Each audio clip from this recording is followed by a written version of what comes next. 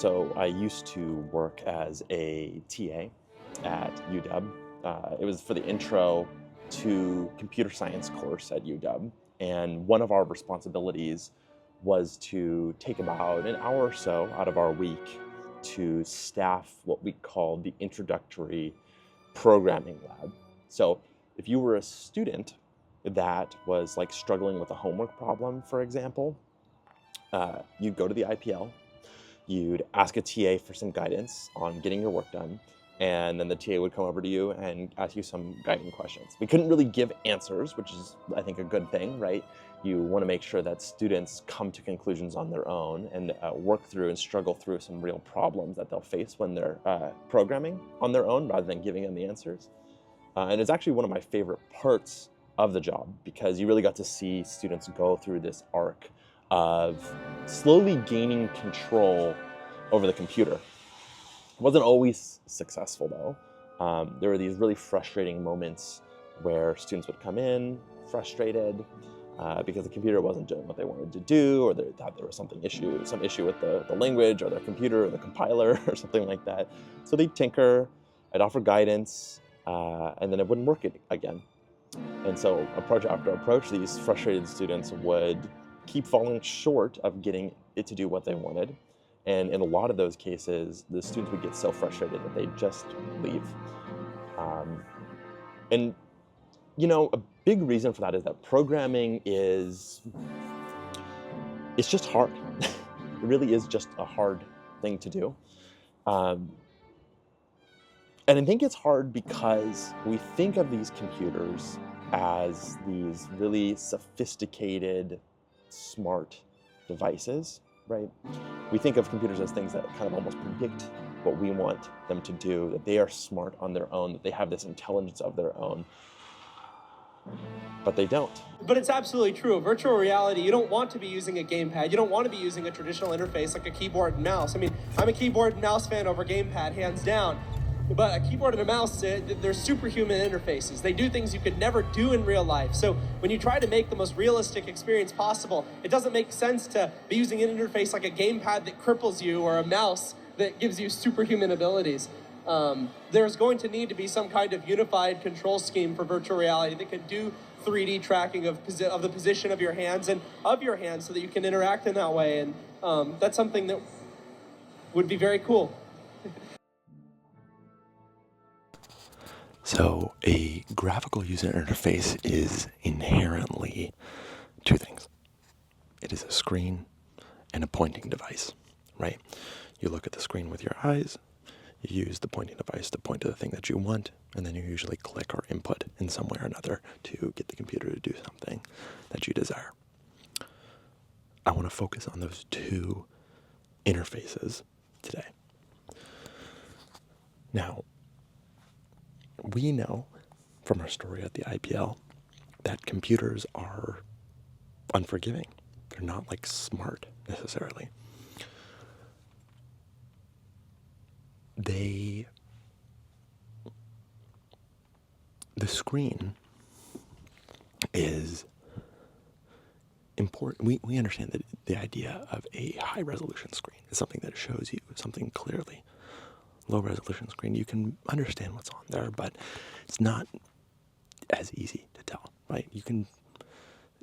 Humans are imaginative. They are good at understanding that a stick figure is supposed to represent a human. But on the flip side, computers are not imaginative. They don't infer. And so you have to be very precise with what you tell a computer to do. That is the lesson of the IPL story. Knowing those two things, here's the claim I want to make. The input resolution is more important than the output resolution. When I think of input and output devices, this is what I tend to think about. This is how I break it down. There's this one axis that we care about when it comes to these devices, and that is the screen resolution. This is kind of like how much stuff we can fit on the screen. Like, how big is it? How clear is it? All of those things. Literally how many things we can fit on the screen because of the number of pixels. We're very familiar with this. This is things like just a low resolution screen or a high resolution screen, or in some cases, a Retina resolution screen. Retina meaning that we just can't distinguish an individual pixel amongst the other pixels on the display. What we're less familiar with, or at least what I have heard less about, is the input resolution. And the input resolution, in my opinion, is equally, if not more important. Remember that. It's equally, if not more important.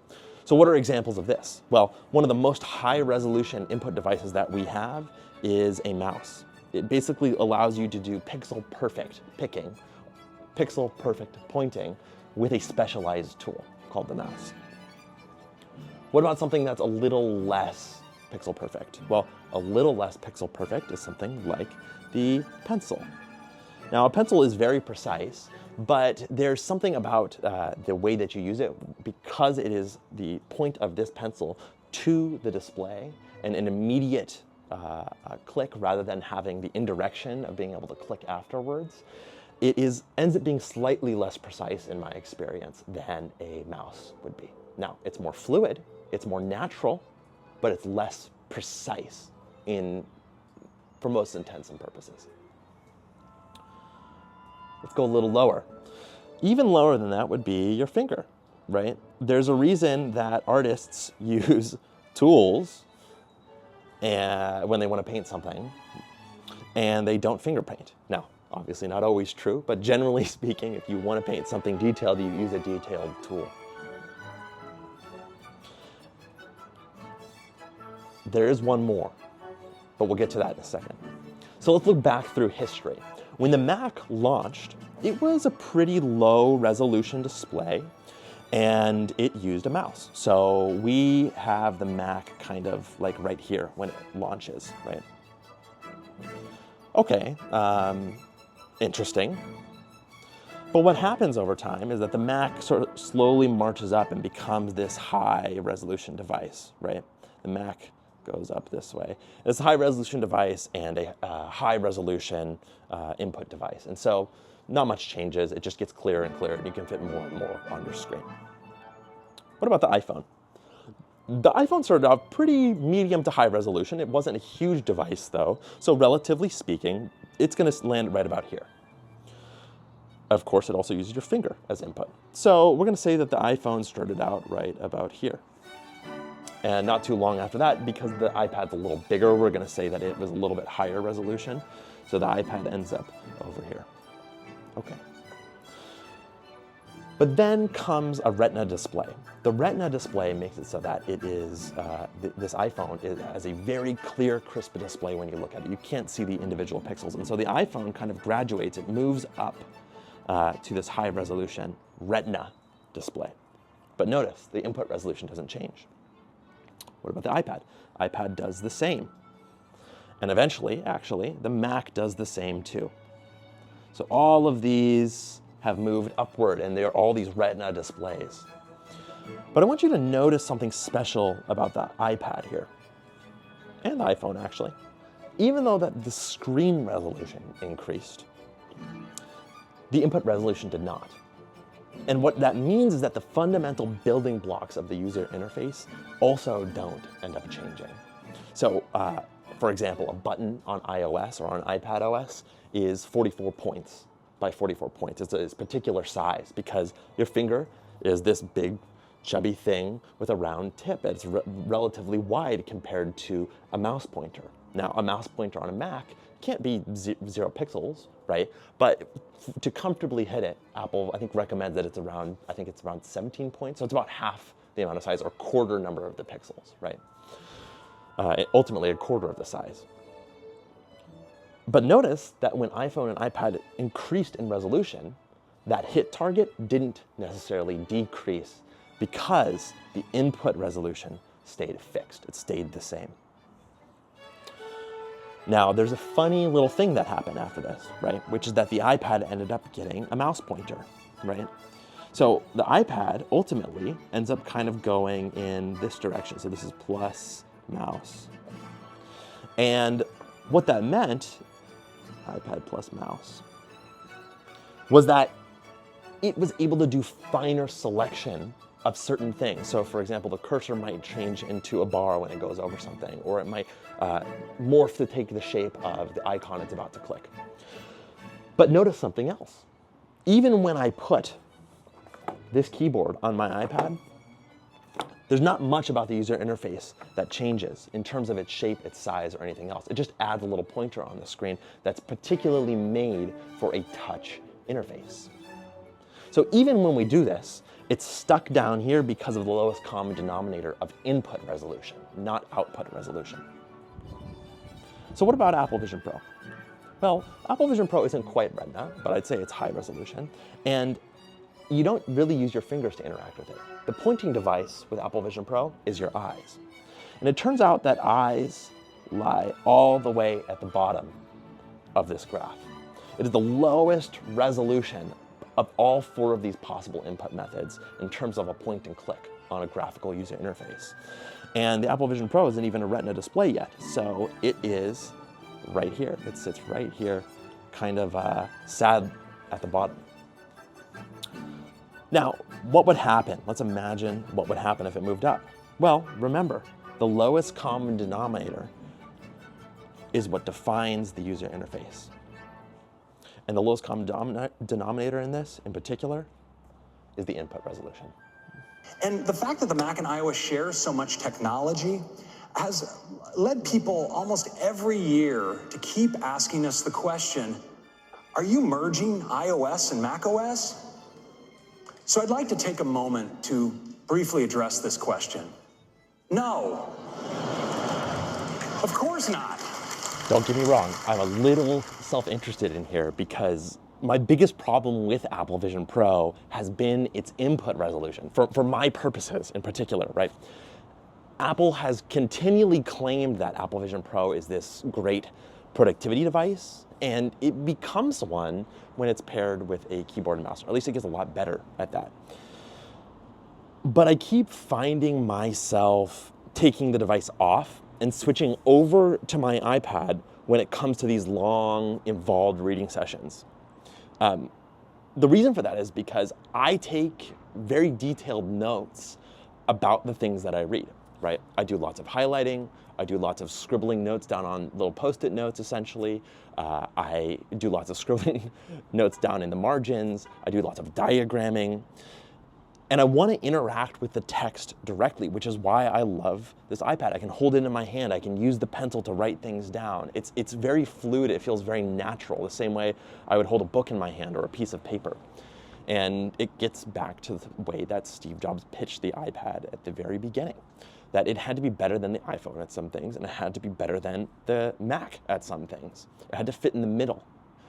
And the things in the middle that it was great at was, in particular, reading and consuming, right? It was great at reading the web in particular, right? And that is what I'm doing like 90% of the time on this device. I'm using some reading app and I'm using some note-taking app at the same time. In fact, the beginning of my iPad usage goes all the way back to high school, where I took notes on my iPad, not using an Apple Pencil because it didn't exist, but using a stylus because I wanted finer input resolution. A keyboard and mouse is okay at this because it has that fine input resolution, and I can read it, of course, but it's just not as natural. It's not as, because it's not this direct manipulation of what's on the screen with my finger or with the pencil. It feels disconnected and disjointed. It feels less natural. It's less enjoyable for me, and it's just frankly less fun. And if I had a stylus like this for Apple Vision Pro, I could treat Apple Vision Pro the same way that I treat my iPad when it comes to productivity. And what are we doing with our hands? So what do you think about the hand gestures and lack of haptics? And where do you think haptics are going to go? Well, it's no secret that I'm a big fan of VR input. I think that's probably one of the things I would have done differently than Apple. On the other hand, they have a plan for VR input that goes beyond just the finger inputs. I think they're taking a focused marketing approach, but I think they have a broader vision for the future than everything just being eyes and fingers. So I'm a big fan of haptic input. I'm a big fan of haptic props. I'm a big fan of especially finger-held tools that allow you to do high precision interactions that you simply cannot do with your eyes or with the binary inputs of touching fingers. Do we have a lot of room to grow there in haptics? There's a ton of room to grow, a lot of room to grow, a lot of room to specialize. What I like to use as an analogy is the keyboard. You know, looking at things and touching your fingers, that's a human interface. But a keyboard is a superhuman interface. It allows you to do things faster and better than you could do them with your voice, than you could do it even with your eyes. And a mouse is also, to some degree, a superhuman interface. These are things that require a lot of training to use. They're not natural. Like, keyboards are not natural. You'd probably agree. Especially the QWERTY. They take a long time to learn. But, well, the QWERTY, that's a whole separate mess. But, yes. you know, let's pretend that the keyboard hadn't been crippled by QWERTY. You know, it'd be even better for everybody. I think you're going to see similar devices for AR and VR in the future. Devices where they are specialized, where they require training, where there's a high skill ceiling, but they allow you for, you know, beyond human, superhuman levels of input and output. They're not going to be used by everybody. They're not going to be used all the time, but they are going to be used for dedicated, specialized use cases like gaming, like productivity, like Sure. CAD modeling, like, you know, military combat. And so I'm still very excited about the future of haptics. I don't think that tapping your fingers together is the end game. The one thing I will say is that notice that it's the eyes that are the low resolution part of the Apple Vision Pro's input, not necessarily the hand tracking. Now remember, the input device for Apple Vision Pro is both eye tracking, which is the primary pointer, but then it's also hand tracking. So if I pinch my fingers together and start moving it around, it actually can track my hands with really, really high resolution. One thing I couldn't gauge from 30 minutes with it is how precise input tracking can be with just your fingers. But it sounds to me like you get the hang of it and you really get past something like, look, just a fundamental introduction demo for you today to, no, you can be very precise in there. I saw one of the videos you guys did where somebody was handwriting and... Oh yeah, no, it can be incredibly precise. Amazing. The hand tracking is just very, very precise. Not going to quote the numbers here because I'll get in trouble. But we had to do that because we didn't want your hands to require you to hold controllers. And that is unbelievably freeing because now you can actually use input devices that you might use for productivity, for other things. Now, what I want you to notice is the same way that the iPad can add a mouse and move into this high resolution input area, the Apple Vision Pro can already do the same. It's already taking cues from the iPad by adding different things. In this case, if I add my Mac, actually, it allows me to use my Mac's keyboard and mouse as a high resolution input for the device. Same thing is also true if I add a mouse in this case. And in particular, it's also true if I add to either the iPad or the Apple Vision Pro, the Apple Pencil. If I was able to add the Apple Pencil, it would increase the resolution of input that I could have for particular tasks, and depending on the context, end up with a better outcome overall.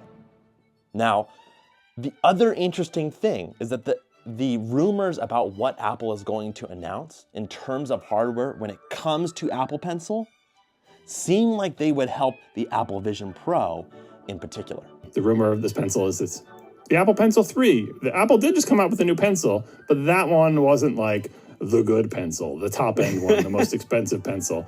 This is the new most expensive pencil, and how can you tell? A, it'll be more expensive, and B, it has new features. And the rumored features are a squeeze function, because, yeah, sure, like, I mean, you could also do a button Apple, but that's so unseemly, so. A squeeze gesture would be great for clicking in like 3 dimensions. It would be a huge improvement over this double tap thing that has tons of accidental input. And haptic feedback in the pencil of some kind. Maybe that's just in response to your squeeze. Maybe it'll be like a rumble feature to make it feel like textured paper or something, who knows? And then haptic feedback, I mean, it would be hugely helpful for knowing when you've touched something in 3 dimensions, if there's a floating window out in open space and you're not touching the tip of your mouse to a physical object, or sorry, the tip of your pencil to a physical object. And then your one hope this year, Marco, is the rumors of a more, quote, laptop-like aluminum Magic Keyboard and trackpad. And as a bonus, that keyboard is something that I have been hoping for the Apple Vision Pro, even if it doesn't come as an iPad accessory. I mean, I use this keyboard often with it, but then I'm missing a mouse and I have to have them as two separate devices, and it makes it really difficult to use. Whereas the Mac ends up being a great input device because the trackpad is embedded with the keyboard.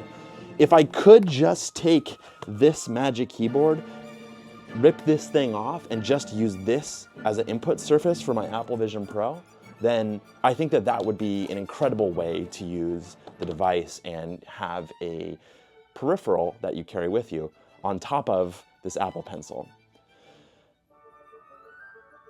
I really hope that they do this, and there's so many reasons why, and I've always been very interested with input methods and output methods, just generally the interface between the human and the computer.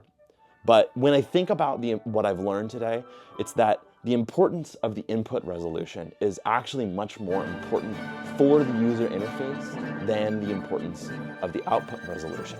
And fundamentally, Apple Vision Pro and its UI isn't going to change, but it can be improved with special tools like this.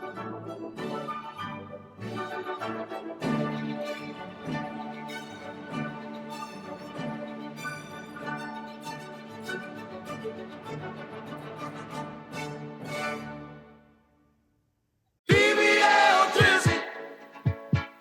BBL